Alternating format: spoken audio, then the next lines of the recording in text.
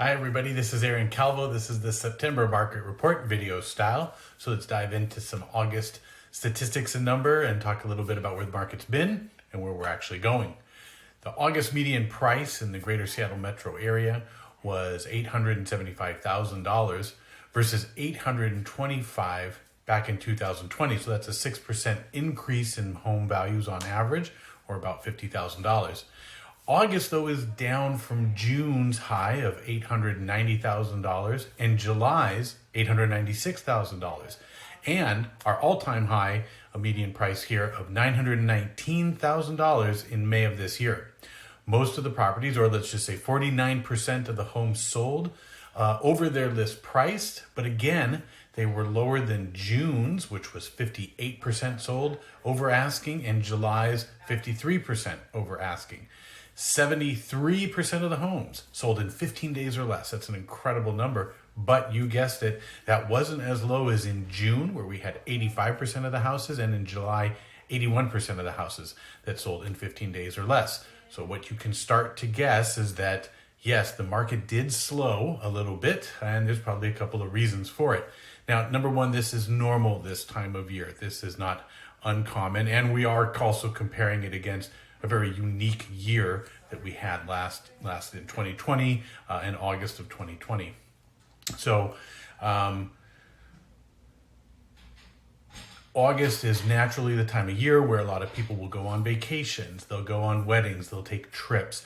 And so there's less buyers in the pool who are looking, so that might bring down how many people were competing for properties. But it also is an indication that sellers were doing the same thing, bringing less properties to market. So now, because we had COVID, or we have a vaccine to help treat COVID, vacations are back on, the weddings were double-ended. I know people that had 2 weddings in one weekend on the East Coast. And as we've seen too, throughout this entire year now, housing prices have just been rising since January, working their way up through May and June. And now that those prices have taken off real high, they're starting to kind of level out. So buyers are feeling as if they don't really want to take them any further, and they're not competing as hard as they were for them earlier on.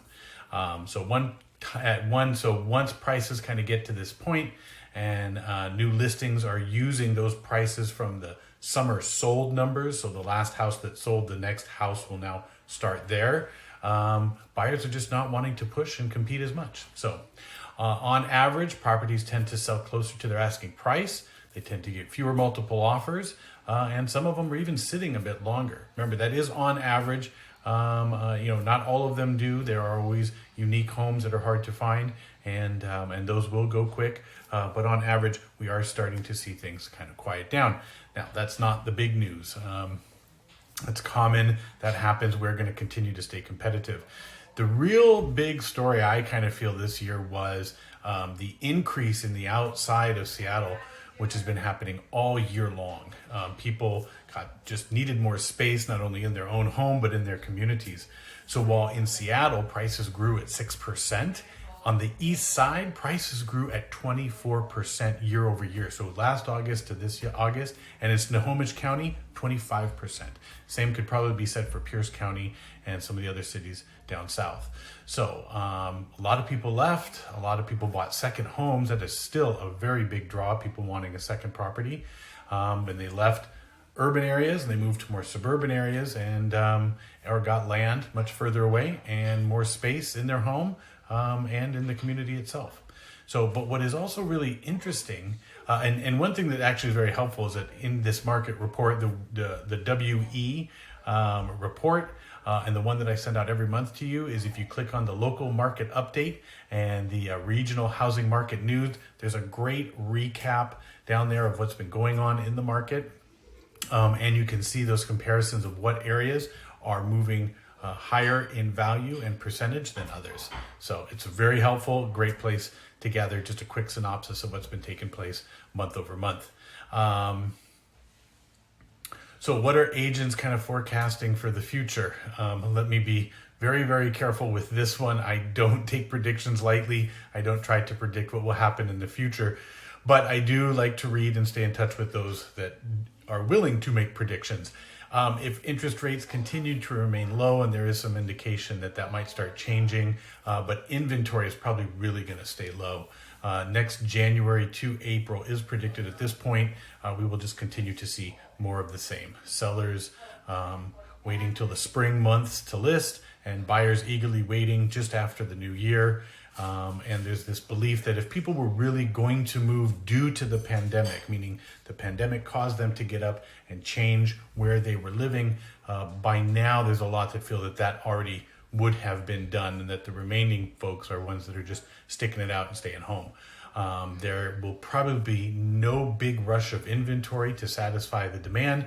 There's no real source of it at this point unless rentals become, with the reduction of the moratorium, if those happen to kind of allow for additional inventory.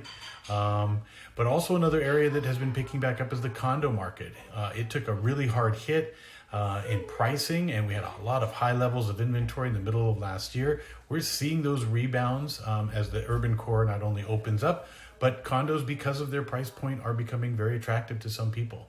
And first-time buyers are finding it a great way to get in without a lot of hassle and reasonable prices and great negotiations. Demand will remain high.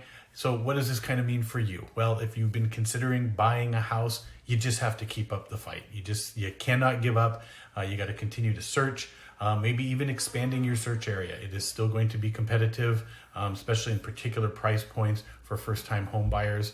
Somewhere between the $700,000 to $850,000. That's going to continue to be a very competitive price point. But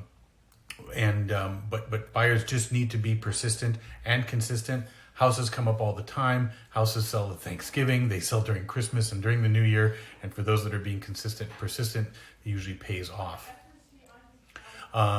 If you're thinking of selling, this is the time of year where you might want to pull that back. I know a lot of people are kind of concerned with the change in weather and the holidays and the lack of how many people might be out there buying, that maybe now is not the perfect time to be doing it. But if you're thinking of selling in 2022, now is kind of a great time to start asking and talking to an advisor, a real estate advisor, an agent, somebody who can kind of take a look at your home and tell you what things you might want to focus on to prepare for the next year. A lot of times sellers want to get to the projects that they never got finished, but that's not what buyers want. Buyers want something different from the home. So it's never a bad time to get those projects started and at least the list started, have some people come by and give you an opinion, not only of what your potential price could be, but what would help to increase its value and appease new buyers. So as always, thank you so much for your support and your trust as a real estate advisor to so many of you. I do appreciate it, and I wish you all the best, a very happy, healthy year. Fall starts tomorrow, and I think I'm almost ready. So I hope you are too. Have a great day, a great season. Look forward to talking to you next month. Thanks. Bye-bye.